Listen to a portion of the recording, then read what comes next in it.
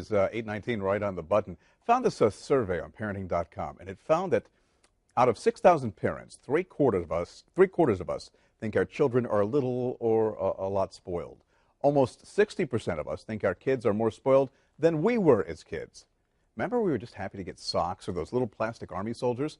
So how do we teach our kids about the true meaning of the holiday spirit? Here to help you do that, family therapist Dr. Tabitha Johnson. Good to have you here. Thank you. You know, I think what we've got to begin with is if your kids are spoiled, if they have a skewed idea of what reality is, if they want, it's really our fault as parents. Yeah, you know, we don't want to necessarily think it's all of our fault. And of course, there are grandparents that love to do the spoiling and have their part in it.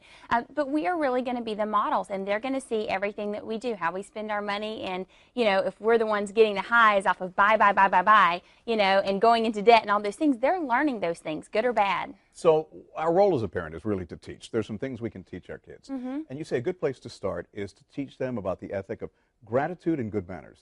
Yeah, I mean, they're going to watch you, and so you can be a model. Make sure you smile and say thank you so much for this gift. You know, I remember one of my little brothers getting, you know, he got clothes for Christmas, and he just, you know, pitched a fit, clothes, you know, who wants clothes? And so, you know, as kids, we sometimes do those things that aren't so appropriate, but teaching them good manners, teaching them how to write a thank you note. You know, I think that's one of the lost arts nowadays, that people don't stop to write a handwritten thank you note. Not email, not text. Right, exactly. Yeah. Kids also think money grows on trees. They don't understand the value of money, and that's an important lesson too. They do. It is amazing to me, and I find myself wondering, was I like that when I was, you know, 12 or 13? And I'm sure I probably was.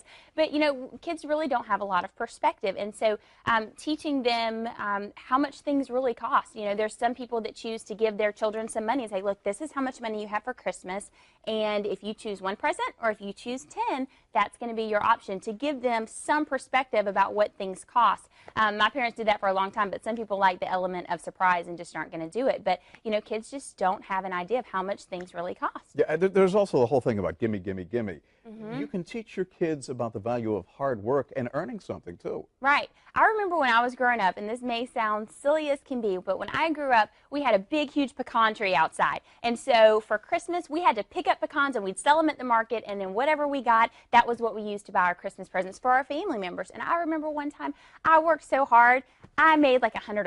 I thought it was all the money in the world, and I was like, yeah, you're not getting that dollar present this year, buddy. You know, you're going to get a good one. And it gave me a lot of pride in what I had done and taught me the value of hard work. And so now, you know, when I thought I was doing it, I was like, oh, my parents are horrible, and this is just, you know, horrendous that I'm having to do this. But I really appreciate it now. You know, it's also interesting. I was at the children's Christmas party of Jacksonville last year, and there were some kids who were less fortunate who weren't going to get Christmas presents, and they were there, you know, to get presents. Yeah. And I saw some of these kids giving them to their brothers and their sisters. Wow. And, you know, it's amazing because the people who have sometimes don't understand that that really is the true meaning of the holidays. Absolutely. It's giving, not getting. It really is. And, you know, you can start all kinds of traditions in your home, and think about, you know, for all the presents, you can make a rule at your house. For every gift that you get, for every toy that you get, you know, you have to find one of your older toys that we're going to donate and give away.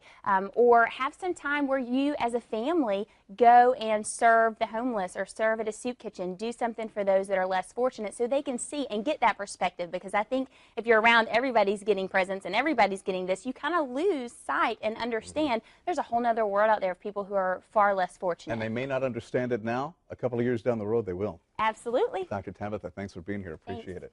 Coming up on